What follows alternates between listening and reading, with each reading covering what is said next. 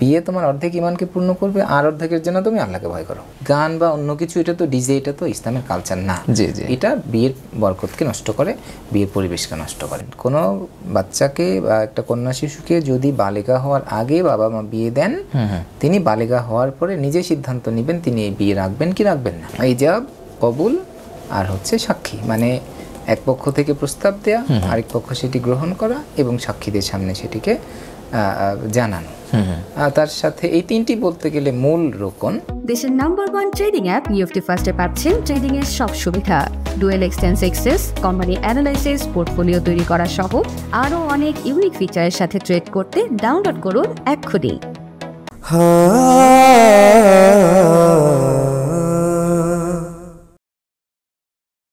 আসসালামু আলাইকুম ওয়া রাহমাতুল্লাহি ওয়া বারাকাতুহু। বিসমিল্লাহির রহমানির রহিম।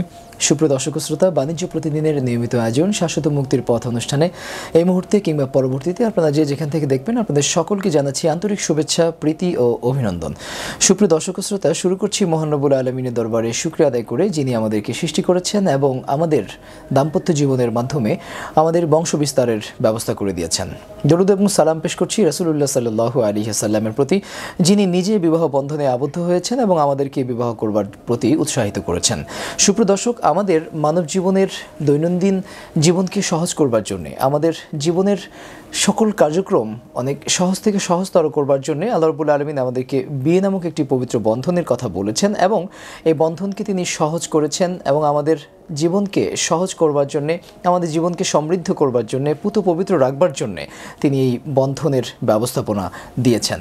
এই বন্ধনে আবদ্ধ হবার ক্ষেত্রে আমাদের সমাজে নানা রকম কুসংস্কার, নানা রকম আনুষ্ঠানিকতা আমরা লক্ষ্য করি। কি কি আনুষ্ঠানিকতা রয়েছে যেগুলো ইসলাম সাপোর্ট করে এবং যেগুলো ইসলাম সমর্থন করে না, কিংবা কি কি কুসংস্কার রয়েছে ইত্যাদি নানা বিষয় নিয়ে আজ আমরা জানার চেষ্টা করব ইনশাআল্লাহ। এ বিষয়ে কথা বলবার জন্য আমন্ত্রণ জানিয়েছি একজন বিশিষ্ট ইসলামিক স্কলার, বিশিষ্ট দায়ী, শিক্ষক, ঢাকা বিশ্ববিদ্যালয়ের MIS ডিপার্টমেন্টের সম্মানিত সহকারী অধ্যাপক জনাব আরিফুল ইসলাম অপু স্যার। আমাদের অনুষ্ঠানের পক্ষ থেকে স্যারকে স্বাগত জানাচ্ছি। স্যার কেমন আছেন? আসসালামু আলাইকুম রাহমাতুল্লাহ। আলহামদুলিল্লাহ, খুব ভালো আছি। আপনারা কেমন আছেন? আলহামদুলিল্লাহ স্যার, ভালো আছি। স্যার, বিয়ে তো একটি পবিত্র বন্ধন এবং এই বন্ধন এটি ইসলামী কিংবা অন ইসলামিক প্রত্যেকটি ধর্মের মানুষই কিন্তু এই বন্ধনে আবদ্ধ হচ্ছে কম বেশি। তো এই বন্ধনে আবদ্ধ হবার ক্ষেত্রে আমরা বিভিন্ন রকমের কুসংস্কার দেখি কিংবা বিভিন্ন রকমের আনুষ্ঠানিকতাও লক্ষ্য করি। বেশ অনেক কিছু আনুষ্ঠানিকতা রয়েছে যেগুলো ইসলাম সাপোর্ট করে, আবার অনেকগুলো ইসলাম হয়তো সাপোর্ট করে না। এই বিষয়ে আমরা শুনবো আপনার কাছে। প্রথমেই জানতে চাই, বিয়ের ক্ষেত্রে মৌলিক কি কি রুকন রয়েছে বা কি কি পিলার রয়েছে যার উপর ভিত্তি করে বিয়ে দাঁড়িয়ে যায়? আচ্ছা, ধন্যবাদ। এটা অবশ্য বিয়ে ফাইনালি হওয়ার ক্ষেত্রে রোকন আর কি। বিয়েটা সব কিছু শেষ করে বিয়ের দুই পক্ষ সম্মত হলে এখন বিয়েটা ফাইনালি কমিট করার জন্য কি কি রোকন, রোকন বলতে মূলত এইটি মিন করে। আচ্ছা, সেক্ষেত্রে মূলত ইজাব, কবুল, আর হচ্ছে সাক্ষী, মানে এক পক্ষ থেকে প্রস্তাব দেয়া, আরেক পক্ষ সেটি গ্রহণ করা এবং সাক্ষীদের সামনে সেটিকে জানানো। তার সাথে এই তিনটি বলতে গেলে মূল রোকন। তার সাথে মোহরের শর্তটাও একেবারে মূল রোকন হিসেবে না বললেও সেটিও আরেকটি রোকন, ওতপ্রোতভাবে জড়িত বলা যায়। সেক্ষেত্রে তাহলে বিয়ের প্রস্তাব কবুল করা, সাক্ষী এবং মোহর, আচ্ছা, এটি হচ্ছে বিয়ের ফাইনালি বিয়েটাকে দাঁড়ানো, ফাইনালি বিয়েটা স্ট্যাবলিশড হওয়া। কিন্তু এই প্রসেসের সাথে আরো আগে থেকেই অনেক বিষয় জড়িত আছে এবং পরবর্তীতে তো ফ্যামিলি লাইফ আছে। সেক্ষেত্রে আগে কিন্তু আরো অনেক জিনিস আছে যেইগুলি ঠিকঠাক মতো না হয়ে শুধু রোকন মিলাইলেই কিন্তু জিনিসটা হবে না। আগে থেকে জিনিসটা সুন্নাহকে অনুসরণ করে জিনিসটাতে আসলে ওই বিয়েতে ইনশাআল্লাহ বারাকা হবে। স্যার, আগে থেকে যদি আমরা শুরু করতে যাই সেক্ষেত্রে দেখা যায় যে ছেলে পক্ষ মেয়ে পক্ষকে দেখতে যায় বা মেয়ে পক্ষ ছেলে পক্ষ সম্পর্কে জানার চেষ্টা করে। এই জানার ক্ষেত্রে বা দেখার ক্ষেত্রে অনেক সময় দেখা যায় যে সপরিবারে মেয়ে দেখার যে একটি আনুষ্ঠানিকতা রয়েছে আমাদের দেশে, এই ক্ষেত্রে অনেক সময় পর্দারও কিন্তু ব্যত্যয় ঘটে যায়। আসলে ছেলের জন্য, নিজের সন্তানের জন্য মেয়ে দেখতে গিয়ে একজন বাবা কি মেয়ে দেখতে পারবেন? দেখার পর্বটার সাথে রিলেটেড আরো কিছু বিষয়কে যুক্ত করি, তাহলে দেখার জিনিসটা পুরাটা ক্লিয়ার। জি জি জি। প্রথম কথা হচ্ছে আজকের দিনে সিভি আদান প্রদান হয়, হ্যাঁ, ইলেকট্রনিক আমরা সফট কপি পাঠিয়ে দিচ্ছি। এক্ষেত্রে একটি বিষয় খুবই গুরুত্বপূর্ণ, সেটি হচ্ছে মেয়ের বায়োডেটাতে তার সিভিতে তার ছবি যুক্ত করা না করার বিষয়টি, অথবা ছেলেপক্ষের কাছে মেয়ের কোনো ছবি দেয়া। সেটা যে রকমের পোশাকেই হোক না কেন, আমি একদম পুরো ছবিটাকে এভাবে মিন করব। জি, সেক্ষেত্রে এটি নিশ্চয়ই গ্রহণযোগ্য না। আচ্ছা, তার ছবি দেয়া, একজন মেয়ের ছবি ডিজিটাল মিডিয়াতে ছেলেপক্ষের কাছে দেয়া, ছেলেকেই হোক, আমি কোন অবস্থাতে এটা পারমিটেড বলে মনে করি না। আচ্ছা, এটি শুধুমাত্র পারমিটেড হতে পারে হয়তো বা পাঠানো হয়েছে ছেলের মায়ের কাছে অথবা বোনের কাছে, যিনি যথেষ্ট পরিমাণে আমানতদার, তিনি তার ভাইকে বা তার ছেলেকে দেখিয়েছেন, এরপরে তিনি আমানতের সাথে এটি ডিলিট করে দিয়েছেন। এই পর্যায়ের নিশ্চয়তা পাওয়া গেলে ছবি দেয়া যেতে পারে। আচ্ছা, কিন্তু যদি এই ছবি কোনো কারণে অন্য কারোর কাছে যায়, সেটি ছেলে না হয়ে ছেলের বাবার কাছেও যায় অথবা ভাই বা অন্য কোনো ফ্রেন্ডের কাছে কোনোভাবে কোনো জায়গাতে যাওয়ার সম্ভাবনা থাকে, তাহলে সিভি বা বায়োডেটাতে ছবি বা এর সাথে ছবি দেয়া যাবে না। দেখার বিষয় হবে ফাইনালি যখন তারা ফেস টু ফেস দেখবেন তখন। এর আগে যতটুকু বললাম, মা এবং বোন বা এরকম কোনো মাহরাম মহিলার মাধ্যমে যদি এটা আমানতদারিতার সাথে করা যায়, তবে দেখার এই পার্টটা মেয়ে দেখার পর্যায়ে হতে পারে। আচ্ছা, তবে এটিও খুব ভালো প্র্যাকটিস না। আচ্ছা, প্র্যাকটিস হচ্ছে দেখার পার্টটা ফেস টু ফেস একদম সরাসরি হবে, ছেলে মেয়ে একদম দেখার ফেস টু ফেস আগে জানা, দেখাটা পরে। এবং রাসূল সাল্লাল্লাহু আলাইহি ওয়াসাল্লাম বলেছেন তোমরা দেখে নাও, কিন্তু দেখা বলতেই শুধু চোখের দেখাকেই বলেন না, দেখাটা, চোখের দেখাটা এটা আরো পরে আসবে, কারণ এটার প্রসেসটা আরো দীর্ঘ। আচ্ছা, তাহলে দেখা বলতে এখানে জানা, দেখা বলতে প্রথমত জানা, আচ্ছা, দেখা বলতে চোখের দেখা না। যেরকম আমরা এই যে ঈশার নামাজের সময় দেখতেছি, সময় দেখা মানে কিন্তু সময় জানা, রাইট রাইট, সূর্য কখন ডুবে এটা জানা, এটা দেখা না। দেখা বলতেই কিন্তু শুধুমাত্র চোখের দেখা মিন করে না, কারণ চোখের দেখায় যদি দেখা হয় তাহলে এটা মানুষ মিসগাইডেড হবে। চোখের সবকিছু ঠিকঠাক মতো দেখতে পায় না, চোখ তো এমনিতেই খুব বেশি দূরের জিনিস দেখতে পায় না, সে তো দেখে যে আকাশ নেমে গেছে মাটির সাথে। চোখ তো মানুষের দেখা সীমাবদ্ধতা আছে, যে কারণে দেখা বলতে শুধু দেখা অর্থে নেওয়া যাবে না, জানা অর্থে। জি, শেখ, বিয়ের ক্ষেত্রে আমাদের দেশে একটা প্র্যাকটিস রয়েছে যে অনেক সময় কন্যা সন্তান যারা, মেয়েদের মতামত সে অর্থে নেওয়া হয় না, বাবা মা নিজেদের মতো করে কন্যাদেরকে বিয়ে দেয়। এক্ষেত্রে ইসলাম কি আসলে কন্যার মতামতকে কতটুকু গুরুত্ব দিয়েছে বিয়ের ক্ষেত্রে? আচ্ছা, এটি খুবই জটিল একটি প্রশ্ন যে মেয়ের মতামত নেওয়ার ক্ষেত্রে আসলে বাবা মা কতটুকু মতামত নিচ্ছেন বা নেওয়াটা শরীয়তের আলোকে কতটুকু জরুরি। আজকে সারা বিশ্বব্যাপী কিন্তু আমরা উইমেন এম্পাওয়ারমেন্টে, নারী ক্ষমতায়নের জন্য অনেক কিছু করছি, বলছি, মিডিয়া, আন্তর্জাতিক সবকিছু মিলিয়ে, কিন্তু দিন শেষে নারীদের এই অধিকারের জায়গাটা কিন্তু ঠিকই গার্ডিয়ানরা খর্ব করছেন। হ্যাঁ, তার কাছ থেকে যথাযথভাবে তাকে ইনফর্ম করে তার কাছ থেকে জানা, তার ওপিনিয়নটা নেওয়া একেবারে মৌলিকভাবে প্রয়োজনীয়। এবং তার মতামতের বাইরে ফ্যামিলি তাকে বিয়ে দিতে পারবেন না, ফ্যামিলি অধিকার নাই, শরিয়ার আলোকে অধিকার নাই। ইভেন কোনো বাচ্চাকে বা একটা কন্যা শিশুকে যদি বালিকা হওয়ার আগে বাবা মা বিয়ে দেন, তিনি বালিকা হওয়ার পরে নিজে সিদ্ধান্ত নেবেন তিনি এই বিয়ে রাখবেন কি রাখবেন না। আচ্ছা, তার মানে এই কনসেন্টের জায়গা, মতামত দেওয়ার জায়গাটা একান্তভাবে মেয়ের অধিকার, এবং তার কাছ থেকে কনসেন্ট নিয়েই বিয়ে দিতে হবে। সেক্ষেত্রে রাসূল সাল্লাল্লাহু আলাইহি ওয়াসাল্লাম একটা কথা বলেছেন যে মেয়েকে জিজ্ঞেস করা হয়েছে, সে সাইলেন্ট ছিল, তাহলে সাইলেন্ট থাকলেই সে কিন্তু রাজি, এটা বোঝা যাবে, বোঝা যায়। একদম বালেগা মেয়ে বা সাধারণত মেয়েরা লাজুক প্রকৃতির হন, ওনারা এটা এক্সপ্লিসিটলি বলেন না, সেটা কিন্তু কোনো না কোনো ভাবে কিন্তু তার ওপিনিয়ন নিতে হবে, তাকে কোন অবস্থাতে জোর জবরদস্তি করে বিয়ে দেওয়া যাবে না। এবং এটা শরিয়ায় সমানভাবে প্রযোজ্য। শরিয়া এটি করে যে মেয়েকে তাকে জানানো হবে, সকল কিছু তাকে জানানো হবে, তিনি জেনে তিনি কনসেন্ট দিলে তাহলে ফ্যামিলি ম্যারেজ অ্যারেঞ্জ করবে, কিন্তু ফ্যামিলি কোনো দিনই ফোর্সফুলি বিয়ে দিতে পারবে না। শেখ, আমাদের বিবাহের ক্ষেত্রে যে কাবিননামা বা যে চুক্তিপত্রের প্রচলন রয়েছে বা বিধান রয়েছে, এটি শরীয়ত কতটুকু পারমিট করে বা অ্যালাউ করে? আচ্ছা, এটা আসলে শরীয়ত পারমিট করা না করার বিষয় না, এটি চুক্তির যে আনুষ্ঠানিকতা বা রেজিস্ট্রেশন, এটা সরকারি সিস্টেম। সরকারি সিস্টেম হতেই পারে, সরকারি সিস্টেম উপকারী বিবেচিত হলে সেটা আমরা গ্রহণও করবো, সেটাতে শরিয়ার কোনো সাংঘর্ষিক কিছু নাই, এটিও শরিয়া সাংঘর্ষিক কোনো কিছু না। তবে এটি না হলে যে বিয়ে হবে না সেটি না, আমাদের দাদাদের বা আমাদের বাবার আমল কাছ থেকেই কিন্তু আগে হয়তো এরকম রেজিস্ট্রেশন ছিল না, তাদের হয়তো কাবিনের কাগজই নাই। জি জি, সেক্ষেত্রে বিয়ে শরিয়ার আলোকে মৌলিকভাবে একটি ট্রাস্ট, একটি আমানা, যে ক্ষেত্রে আমানতদার একজন পুরুষ, আমানতদার একজন নারী এবং আমানতদার সাক্ষীদের সামনে বিয়েটা করেছেন, সেক্ষেত্রে কাগজের দরকার হয়নি। কিন্তু কাগজ আমাদের সামাজিক এবং রাষ্ট্রীয় আনুষ্ঠানিকতার জন্য প্রয়োজন হয়, এটি আমরা গ্রহণ করতেই পারি, এবং আমি বলবো যে অবশ্যই গ্রহণ করতে। কারণ আজকের সোসাইটিতে আইনগত অনেক কিছুতে আমাদের ঝামেলা পড়তে হবে যদি কাগজের কমতি থাকে, এবং শুধু আমাদেরকেই ঝামেলা পড়তে হবে না, যিনি বিয়ে করছেন তার পরবর্তীতে সন্তানদের পরবর্তী জেনারেশন ঝামেলা তৈরি হয় যদি এই জায়গায় এটা কাবিনটা না থাকে। অর্থাৎ যেহেতু শরিয়ার সাথে সাংঘর্ষিক নয়, সুতরাং এটি আসলে মানতে তো কোনো অসুবিধা নেই। অসুবিধা নাই, আমাদের মানাই উচিত। জি জি জি। শাইখ, বিয়ের ক্ষেত্রে আপনি সাক্ষীর উপস্থিতির কথা বলেছেন। সাক্ষীর উপস্থিতি এটি যদি অনলাইনে বিয়ে হয় সেক্ষেত্রে আসলে তারা কিভাবে থাকবেন, এবং অনেক সময় দেখা যায় যে ছেলেমেয়েরা নিজেরা বিয়ে শাদীতে আবদ্ধ হচ্ছে নিজের ফ্রেন্ডদেরকে সাক্ষী রেখে, এই ক্ষেত্রে আসলে প্রথম বিষয় যেটি অনলাইনে যদি বিয়ে হয় বা ছেলে মেয়ে যদি দূরে কোনো জায়গায় থাকে, দূরে জায়গা থেকে বিয়ে করা যাবে এই মর্মে আমাদের বর্তমান সময়ের স্কলাররা ওপিনিয়ন দিয়েছে। অনেক সময় হয়তো এরকম ঘটনা ঘটবে, ছেলে মেয়ে হয়তো দূরে কোনো জায়গায় আছেন, তাদের আসতে যেহেতু ইন্টারন্যাশনাল ভিসা তারপরে ট্রাভেলের বিষয় থাকে, সেটা পারমিট করেছেন আমাদের আলেমরা।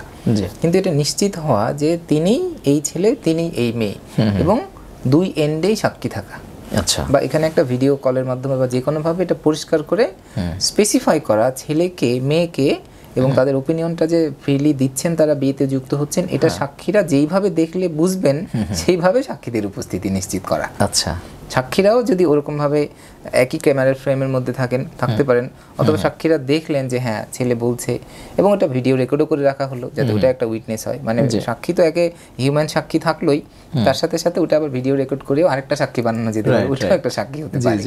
যে কোনোভাবেই দুজন মানুষ অ্যাটলিস্ট কনভিন্সড হয়েছেন যে তারা জানেন যে বিয়ে হয়েছে, এবং তারাও এই ব্যাপারে জানেন যে কোনো রকমের প্রতারণা বা কোনো কিছু না, এটা রিয়েলি দুই পক্ষের মধ্যে আলোচনা হয়েছে, তারা জানাশোনাও হয়েছে, দেখাশোনা হয়তো কোনোভাবে হয়েছে, এক্ষেত্রে আর কোনো সন্দেহের অবকাশ নাই। এখানে অনলাইন মিডিয়া যেহেতু, সেক্ষেত্রে মূলনীতি হচ্ছে সন্দেহ দূর করা। আচ্ছা আচ্ছা, যদি সন্দেহের অবকাশ আর না থাকে তাহলে আর কোনো সমস্যা নেই। বিয়ের সময় দেখা যায় যে আমরা তো কাজী অফিসে যাই বা কাজী ডেকে নিয়ে আসি, আসলে মানে কাজীর এই অনুষঙ্গটা এটা কি খুব জরুরি কিছু?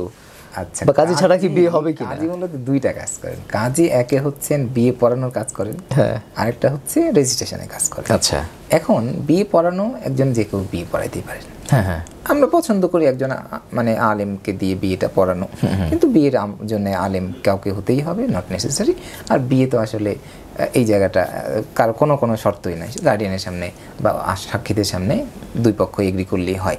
তো কাজী বিয়ে পড়ান, সাধারণত কাজীরা আলেম মানুষই হন, মানে একটু সুন্দর করে বিয়ে পড়ায় দিয়ে একটু খুতবাও দেন, এটা ভালো, খারাপ না। আবার উনি বিয়ে রেজিস্ট্রেশনও করেন, কিন্তু বিয়ে যখন পড়াচ্ছি তখনই যে রেজিস্ট্রেশন করতে হবে সেটাও কিন্তু জরুরি না। আচ্ছা, রেজিস্ট্রেশন পরে হতে পারে, কিন্তু সাক্ষীদের সামনে উপস্থিত হয়ে বিয়ে হতে পারে। তো দেখা গেল একবার বিয়ে হবে, আবার আরেকবার রেজিস্ট্রেশন হবে, এই একটু কমপ্লেক্সিটি তৈরি হয়, যে কারণে কাজী এনে একবারে বিয়ে পড়ানো রেজিস্ট্রেশন একসাথে করে, বরঞ্চ এটা এক ধরনের সুবিধাই হয়। কিন্তু অসুবিধা হয় আপনি যেটা বলছিলেন যে ছেলে মেয়ে তারা বিয়ে করে ফেলছে, সাক্ষী তারা তাদের মতো করে রাখতেছে বা রাখতেছে, ওইটা আসলে আবার বলতে হচ্ছে যেটা শরিয়ার কোনো স্ট্যান্ডার্ড সিচুয়েশন না, এটা ভালো প্র্যাকটিস না। রাইট, ফ্যামিলির বাইরে বা ফ্যামিলিকে না জানিয়ে বা ফ্যামিলির অমতে এভাবে অন্য কাউকে সামনে রেখে করাটা, এটা ভালো প্র্যাকটিস না। কিন্তু আমরা এটাও বলবো না যে বিয়ে হয় নাই, বাতিল হয়ে গেছে, সেটাও একদম ওভাবে আমরা বলবো না। আমরা চেষ্টা করবো তাদেরকেও বোঝানোর বা তাদেরকে নর্মালাইজ সাথে নেওয়ার আর কি।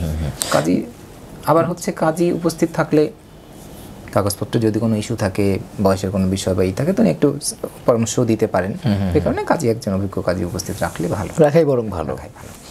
বিয়ের সময় খুতবা দেওয়ার বিধানটা কি আসলে? বিয়ের খুতবা এটা সুন্নাহ, এটা হচ্ছে যে যেহেতু একটা নতুন সম্পর্ক, নতুন একটা ইবাদত, সেক্ষেত্রে এই বিয়ের সংক্রান্ত রিলেটেড কিছু কোরআন হাদিস ছেলে মেয়েদেরকে রিমাইন্ড করে দেয়া, তাদের জীবনে চলার পথে ইসলামের কিছু নির্দেশনা তাকে দেয়া, প্লাস এখানে যারা উপস্থিত হতেন তাদেরকেও আল্লাহর স্মরণটা আবার করিয়ে দেয়া। এবং সকল খুতবার ক্ষেত্রে কিন্তু তাকওয়ার আয়াতগুলি আনা হয়। খুতবা মানে কিন্তু তাকওয়ার কথা স্মরণ করিয়ে দেয়া। বিয়ের সাথে তাকওয়া জিনিসটাকে রাসূল সাল্লাল্লাহু আলাইহি ওয়াসাল্লাম একদম ওতপ্রোতভাবে জড়িত করে দিয়েছেন। আল্লাহু আকবার। এবং রাসূল সাল্লাল্লাহু আলাইহি ওয়াসাল্লাম বলেছেন যে বিয়ে তোমার অর্ধেক ঈমানকে পূর্ণ করবে, আর অর্ধেকের জন্য তুমি আল্লাহকে ভয় করো। তার মানে তাকওয়াকে বিয়ের সাথে যুক্ত করা হয়েছে। তাকওয়াকে যুক্ত করার কারণে বিয়েতে ও আবারও সেই দিনের কথাগুলি আলোচনা হয়, ওটা স্মরণ করিয়ে দেওয়ার জন্য। আচ্ছা, স্পেশালি হাজব্যান্ড ওয়াইফ তারা নতুন, তাদেরকে এবং আশেপাশে সবার সামনে দিনের এই মেসেজটা আবার উত্থাপন করে। তবে এটা সুন্নাহ, আচ্ছা এটা একটা ভালো চর্চা। জি শেখ, বিয়ের সময় যে আমাদের দেশের গায়ে হলুদের যে কালচার রয়েছে, মানে আনুষঙ্গিক এখন তো বিয়ে নিয়ে অনেক রকমের অনেক আনুষ্ঠানিকতা হচ্ছে, ইনফ্যাক্ট 6 দিন 7 দিন আগে থেকে বিভিন্ন রকমের প্রোগ্রাম হচ্ছে। তারপরেও গ্রাম বাংলা থেকে শুরু করে সর্বত্র গায়ে হলুদের প্রচলনটা এটি ব্যাপক এবং ম্যাসিভ লেভেলে হয়ে থাকে। তা গায়ে হলুদের কার্যক্রমগুলো এটি কি ইসলামের সাথে সাংঘর্ষিক, না ইসলাম এটিকে অ্যালাউ করে? আচ্ছা, এটির ব্যাপারেও একটু দৃষ্টিভঙ্গির আমাদের কিছু পার্থক্য হয়। গায়ে হলুদকে আমরা কিভাবে দেখবো? হ্যাঁ, আচ্ছা, গায়ে হলুদ যদি নির্দিষ্ট কোনো রসম রেওয়াজ হয়, ওইভাবেই করতে হবে, ওই খাবারই উপস্থিত রাখতে হবে, ওই আত্মীয় এনেই গায়ে হলুদ দিয়ে উদ্বোধন করবে, এই এক্সট্রা কিছু শর্ত যুক্ত করে দিলে এটা একটা প্রশ্নবিদ্ধ জায়গায় চলে যাবে। আচ্ছা, ওই জিনিসই লাগবে, ওই মানুষকে এসে উদ্বোধন করতে হবে, ওই রকম করেই হলুদ দিতে হবে, তাহলে তো এটা একটা ইটসেলফ একটা ইবাদা হয়ে দাঁড়ালো। এটা তো হতে পারে না। বিয়ের নর্মাল অ্যারেঞ্জমেন্টের বিষয়গুলি মুআমালাত, মুআমালাতের ক্ষেত্রে নিয়ম হচ্ছে হারাম যদি না হয় তাহলে পারমিটেড। তাহলে গায়ে হলুদের নামেই হোক, অন্য কোনো নামেই হোক, যে কোনো ভাবেই হোক, সেখানে মৌলিকভাবে কিছু শর্ত আমরা দিলে জিনিসটাকে বৈধ হবে। আচ্ছা, তার মধ্যে একটা শর্ত হচ্ছে এটা অপচয় না, অপচয় না, অপব্যয় না, জুলুম না। আচ্ছা, কখনো কখনো এইটি বাধ্য হয়ে পরিবার অ্যারেঞ্জ করতে বাধ্য হন, প্রয়োজনে ঋণ করে হলেও, সামাজিক সম্মান রক্ষার্থে তিনি কষ্ট করে হলেও এটা বাধ্য হয়ে অ্যারেঞ্জ করেন, আত্মীয় স্বজনের চাপে, তাহলে এটা কিন্তু জুলুম।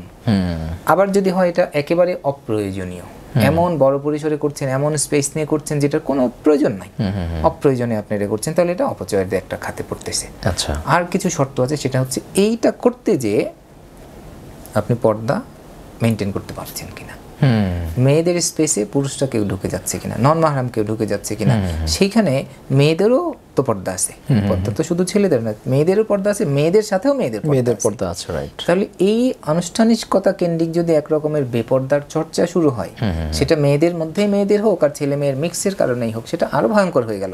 তাহলে বিয়ের সুন্নাহ, বিয়ের যে বারাকা, সে তো আগে এটা শেষ। তাহলে এই আনুষ্ঠানিকতাগুলি সকল ক্ষেত্রেই মূলনীতি হচ্ছে অপচয় না, অপব্যয় না, কারো উপরে জুলুম না, পর্দার কোনো লঙ্ঘন না।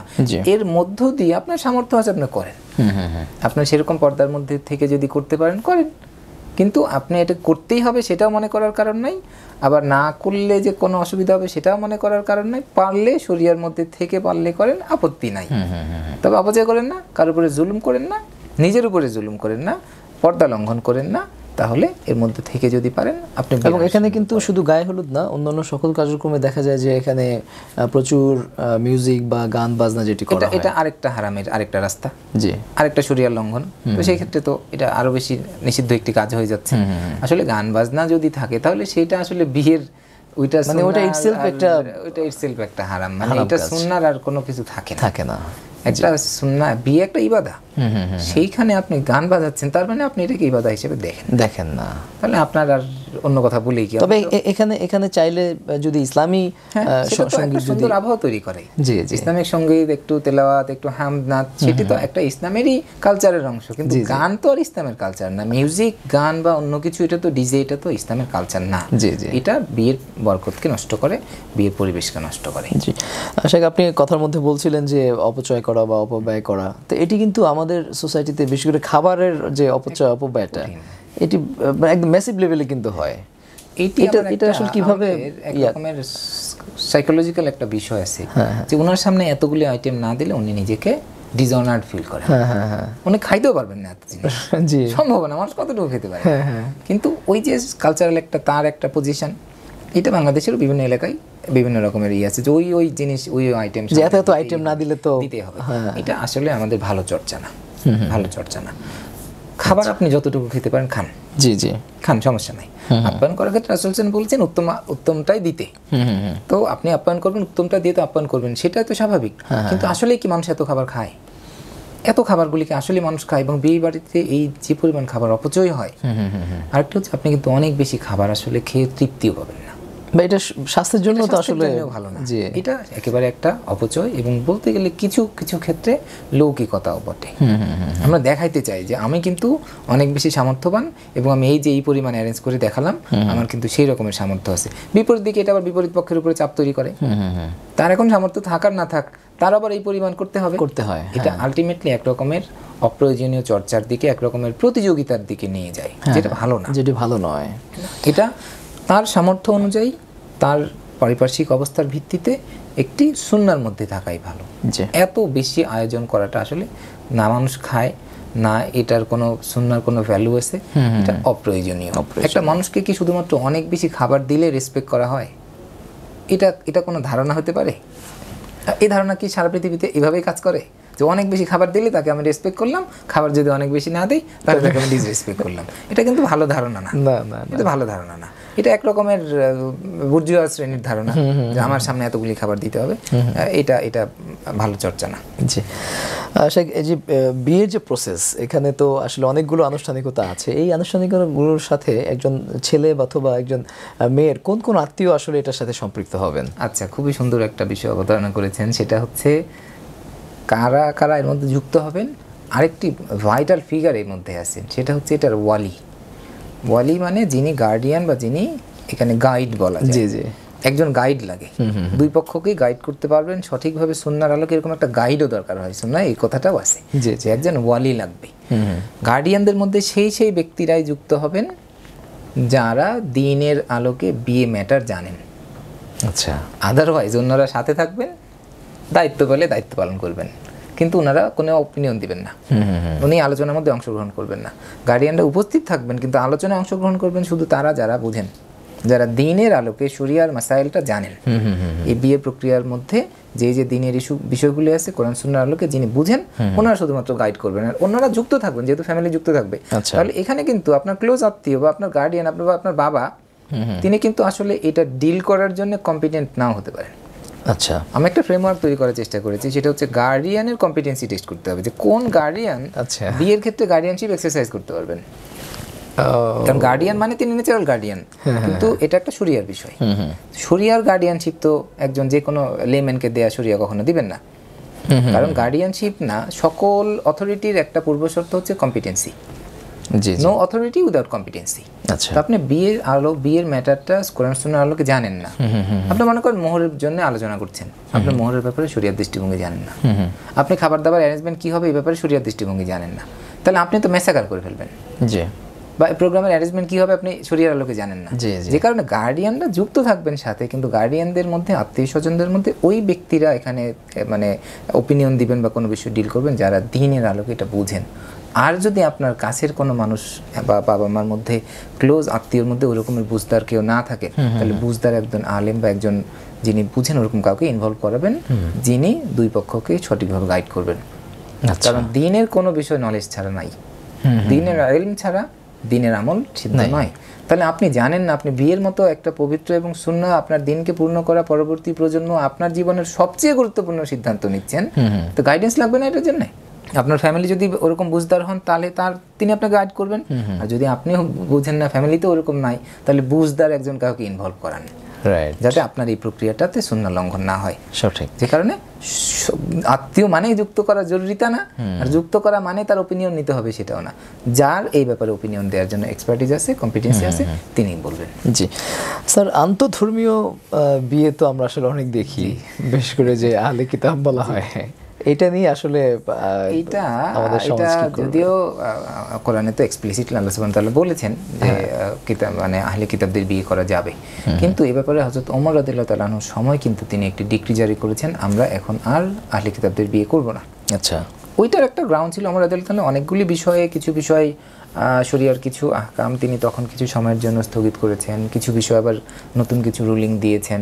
তবে ওইটা একটা বড় আমাদের জন্য বেঞ্চমার্ক যে এইটা কি আসলে কোনো দরকারি জিনিস কিনা, আহলে কিতাব বিয়ে করাটা আমাদের জন্য জরুরি কিনা। আমি আহলে কিতাব বিয়ে করতে যাবই কেন? আমি তো চাইবো এমন একজনকে বিয়ে করতে যার সাথে আমার জান্নাতের জার্নি শুরু হবে। সেক্ষেত্রে আসলে কি আহলে কিতাব একটা মেয়ে এর জন্য উপযোগী হয়? তা তো হয় না। আরেকটা হচ্ছে আহলে কিতাব কি আর আহলে কিতাব আছে? আহলে কিতাবদের কিতাব তো পরিবর্তন হয়ে এটাকে বিকৃত করে এটাকে শেষ করে দেওয়া হয়েছে, তো এর তো অনুসারী এখন আসলে বাস্তবে নাই। সেক্ষেত্রে আহলে কিতাবের অপশনটাকে আমরা অপশন হিসেবে কনসিডার করব না। আচ্ছা আচ্ছা, এটা ভালো অপশন না, এবং এটা হাইলি রিস্কি। আমাদের দরকার নাই ফ্যামিলি লাইফের মতো আমার ইন্টিমেট কোনো লাইফকে আমরা রিস্কের মধ্যে ফেলবো। আহলে কিতাবের জায়েজ আছে, কোরআনে আছে, আহলে কিতাব এরা কিনা এ মর্মে আমরা নিশ্চিত না।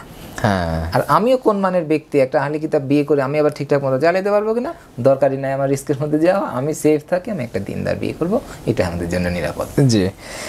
শেখ, বিয়ের ক্ষেত্রে আমাদের যে সকল পারিবারিক বিভিন্ন জায়গায় দেখা যায় পারিবারিক অনেক রীতিনীতি, যে রীতিনীতিগুলোর কিছু কিছু আবার ইসলামের সাথে সাংঘর্ষিক। যেমন আমি যদি বলি যে অনেক সময় দেখা যায় যে এই পালকি থেকে বা গাড়ি থেকে যে নববধূকে কোলে করে নামানো হয়, এই জায়গাতেও অনেক বিভিন্ন রসুম রেওয়াজ থাকে।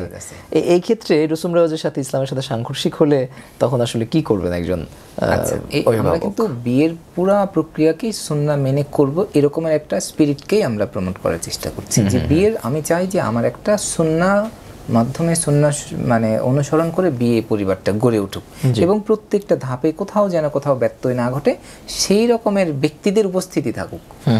তাহলে এরকম ভালো নলেজ রাখেন বিয়ে পরিবারের, এই বিষয়গুলি বুঝেন শরিয়ার আলোকে, উনি কিন্তু এটা ধরাই দিবেন যে এই কাজটা শরিয়া সম্মত না।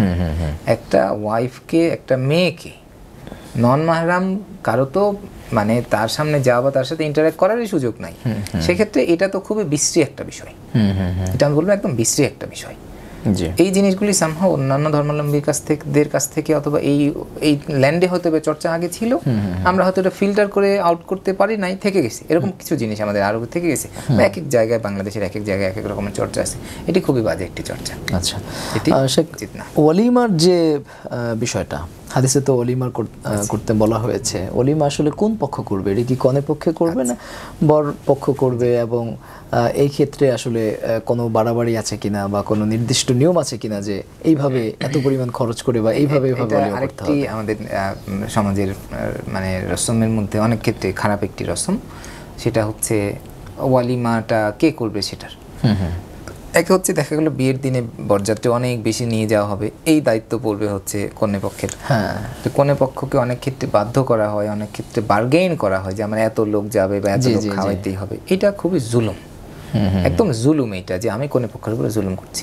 কনে পক্ষের কিন্তু ওয়ালিমার দায়িত্ব নাই। আচ্ছা, তিনি তার নিজের সন্তানকেই দিয়ে দিচ্ছেন, যে ব্যক্তি, তার উপরে আপনি আবার অর্থনৈতিক একটা বার্ডেন দিচ্ছেন। হ্যাঁ, যদি তার সামর্থ্য থাকে, তিনি বললেন যে নিয়ে আসেন আপনার 200, 500, 1000 যা আনেন, আমার সমস্যা নাই, হতে পারে মানুষের সামর্থ্য থাকলে এ ব্যাপারে কোনো অসুবিধা নাই। কিন্তু আপনি তো বুঝবেন যে আপনার এই মেয়ে পক্ষের অবস্থাটা কেমন। সেক্ষেত্রে মেয়ে পক্ষের ওয়ালিমা সংক্রান্ত তেমন কোনোই দায়িত্ব নাই। আপনি মিনিমাম কয়েকজন বরযাত্রী এনে বিয়েটা করে নিয়ে যাবেন, ওয়ালিমা করবে ছেলে তার রেসিডেন্সে বা তার প্লেসে, সেখানে তার সামর্থ্য যেরকম সেরকম তিনি অ্যারেঞ্জ করবেন। রাসূলুল্লাহ সাল্লাল্লাহু আলাইহি ওয়াসাল্লাম কখনো কখনো অনেক বড় অ্যারেঞ্জ করেছেন, আবার কখনো কখনো অল্প একটু রুটির সাথে খেজুরের সাথে মিশিয়ে দিয়েও করেছেন। সেটা ছেলে সামর্থ্যের উপর নির্ভর করে। মেয়ের সামর্থ্য বা মেয়ে পক্ষের উপরে চাপিয়ে দেওয়ার বিষয়টা যদি জুলুমের পর্যায়ে হয় তাহলে একদম বিলকুল হারাম।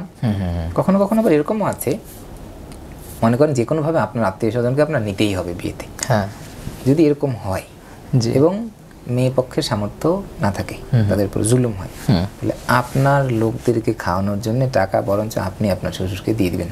আচ্ছা আচ্ছা, আপনি নিজের পকেটের টাকা দিয়ে আপনার আত্মীয় স্বজনদের খাওয়াবেন, কিন্তু আপনি মেয়ে পক্ষের উপর জুলুম করবেন না।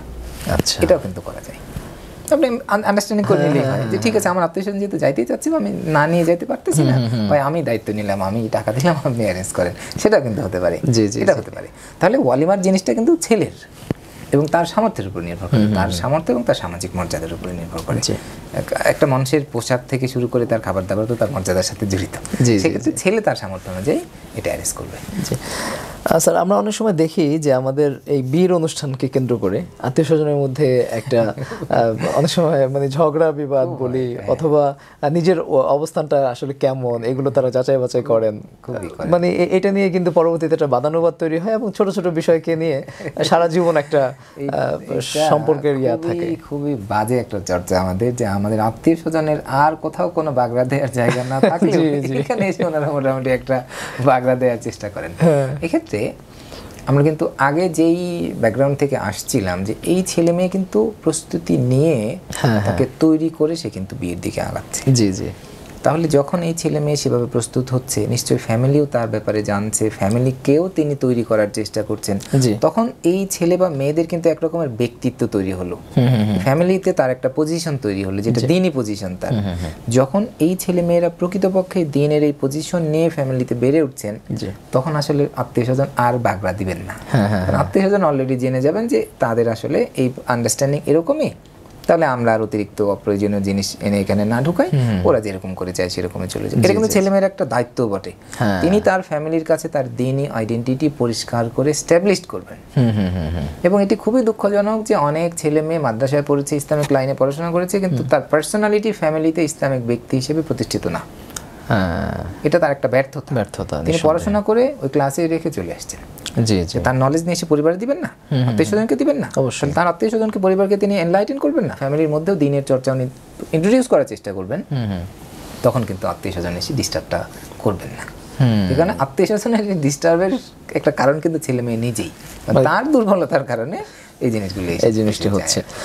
স্যার, আমরা একটু শেষ করতে চাই, আমরা একটু সর্বশেষ জানতে চাই যে আসলে একটি সুন্নাহসম্মত বিয়ের অনুষ্ঠান পরিচালনা করার ক্ষেত্রে আপনি কি একটু যদি আমাদেরকে ধারাবাহিকভাবে স্টেপ বাই স্টেপ যদি বলেন যে আসলে কোন ওয়েতে আগালে একটি বিয়ে সুন্নাহসম্মত হতে পারে?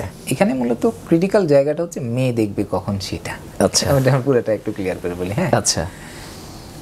প্রথমে বললাম যে ছেলে মেয়ে দুই পক্ষ থেকে কোনো প্রস্তাব কারো কাছে গেল।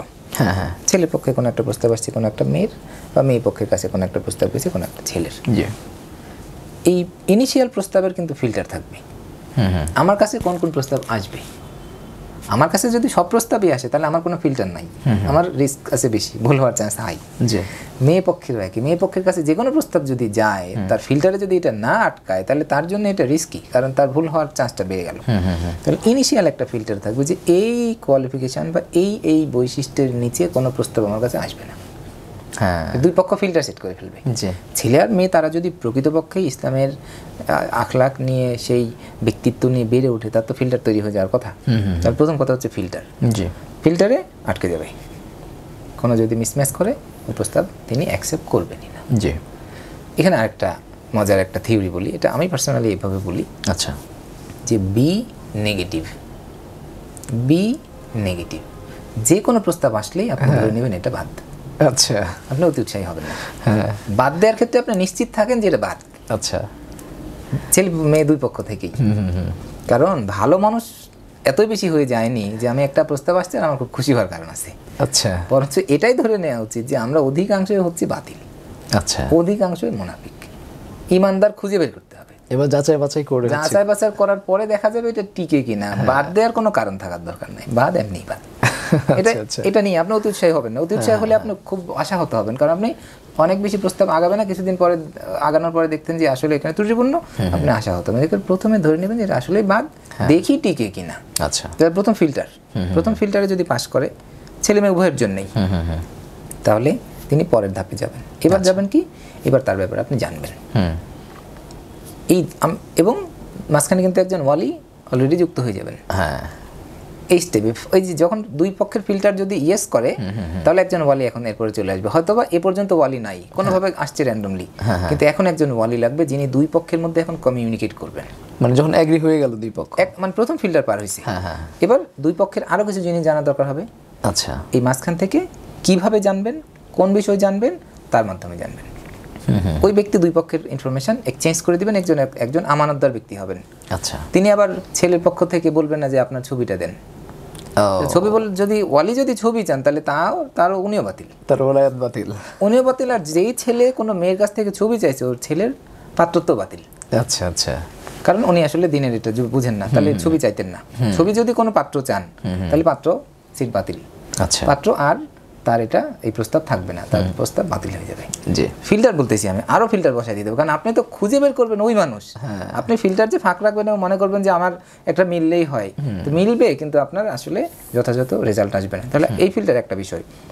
তাহলে দুই পক্ষ জানবেন। জানার ক্ষেত্রে বলেছিলাম 360 ডিগ্রি আপনি যতটা সম্ভব তার আশেপাশে, তার আত্মীয় স্বজন, তার ক্লাসমেট, তার পরিচিত কেউ, প্রতিবেশী, যতটা সম্ভব তার সাথে আজকে সোশ্যাল মিডিয়া থাকার কারণে যদি তার সোশ্যাল মিডিয়া প্রোফাইল থাকে, আপনি দেখলে অনেকটা তার পার্সোনালিটির ব্যাপারে জানা যাবে। তিনি যদি কোনো দিনই জামাতভুক্ত হয়ে থাকেন সেখান থেকে আপনি হয়তো জানবেন। তিনি কোনো ইনস্টিটিউশনে পড়লে সেখান থেকে আপনি জানবেন, তার ওস্তাদদের কাছ থেকে জানলেন আপনি যতটা। আর যেগুলো জানতে পারলেন না, ওই যে মাঝখানে মধ্যস্থতাকারী আছে তাকে জিজ্ঞেস করবেন, উনি ওই পক্ষ থেকে জিজ্ঞেস করে না আপনাকে দিবেন। দুই পক্ষের যা যা দরকার জানা হলো। জানা হয়ে যাওয়ার পরে এরপরেও যদি আপনি কনভিন্সড হন, এবার আপনি দেখার পর্যায়ে যাবেন।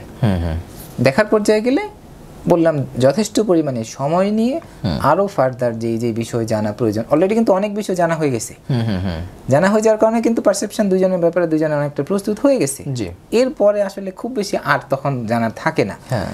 এবং মজার বিষয় হচ্ছে এই জানার মধ্যে যদি আপনি দেখেন যে এই ব্যক্তি, এই ছেলে বা এই মেয়েটা যথেষ্ট পরিমাণে দ্বীনের আমলে আখলাকে অত্যন্ত উঁচু মানের, তখন আপনার চোখের দেখার প্রয়োজনীয়তাটা কমে আসছে। কারণ আপনি এরকমের ছেলে এরকম মেয়ে খুঁজতেছেন, এটা আপনার জন্য দিনের একটা বড় রকমের প্রশান্তির কারণ হবে। সেই দেখার জায়গাটা এবং দেখে যে অনেক বেশি দুই পক্ষেরই সে নায়ক নায়িকা হওয়ার যে প্রয়োজনীয়তাটা, সেটা আসলে আর থাকবে না। কারণ তারা বুঝছেন যে আসলে দিনের মেরিট বা দিনের ভ্যালু তারা বুঝে গেছেন। এই জায়গায় দেখার ক্ষেত্রে দেখবে কি শুধুমাত্র ছেলে। হ্যাঁ, ছেলের মা বোন যদি আসতে চান, ওকে, ছেলে বাবা না, ছেলে দেখবেন, ছেলে কথা বলবেন গার্ডিয়ানদের উপস্থিতিতে, যতক্ষণ সময় লাগুক, যে বিষয় লাগে তিনি জেনে নেবেন। ওর মেয়ের সাথে মেয়ের ভাই আসতে পারে, বা মেয়ের সাথে মেয়ের ভাই আসলেন, তার তো পুরুষ গার্ডিয়ান আসতেই পারেন। ওই পক্ষে তো কোনো কিছু না, কারণ মেয়েকে দেখার ব্যাপারটা একটা ম্যাটার। এই জায়গায় একটা বড় রকমের মিস্টেক হচ্ছে আমাদের দেশে। আমরা প্রথমে বলছি যে মেয়েটাকে দেখেন, মেয়েটাকে দেখেন, ভালো লাগলে তারপরে কথাবার্তা, তারপরে অন্যান্য খোঁজখবর নেই। মেয়ে কি একটা পণ্য? এটা একটা মেয়ের জন্য অত্যন্ত অসম্মানজনক যে কোনো ছেলের সামনে এসে আপনি বসায় দিতেছেন, যে কোনো ছেলের সামনে আসলে আপনি মেয়ে দেখাচ্ছেন, ছেলের ব্যাপারে না আপনি জানেন, ছেলে না মেয়ের ব্যাপারে জানে, বলতেছে আগে দেখে। এটা আগে যদি আসে দেখার ধাপটা, তাহলে এটা অত্যন্ত অসম্মানজনক হয়, বিশেষ করে মেয়েদের জন্য অসম্মানজনক হয়। যেখানে দুই পক্ষের জানাশোনা হওয়ার পরে যখন কনভিন্সড হয়ে কয়েকটা ফিল্টার পার হয়েছে, তখন তারা কিন্তু অনেকটা দুইজনের ব্যাপারে বুঝে গেছেন, এবার না দেখার প্রশ্নটা আসবে। কিন্তু এই রং কাজটা করা হয়, দেখাটা আগে আনা হয়। আগে দেখলে পক্ষপাতদুষ্ট বায়াসড হয়ে যাওয়ার চান্স থাকে। এরপরে অনেক সময় বিষয় জানার পরে এটা সামনে নাও আগাতে পারে। একটা মেয়ে ছেলে উভয়ের জন্য খুব দুঃখজনক এটা।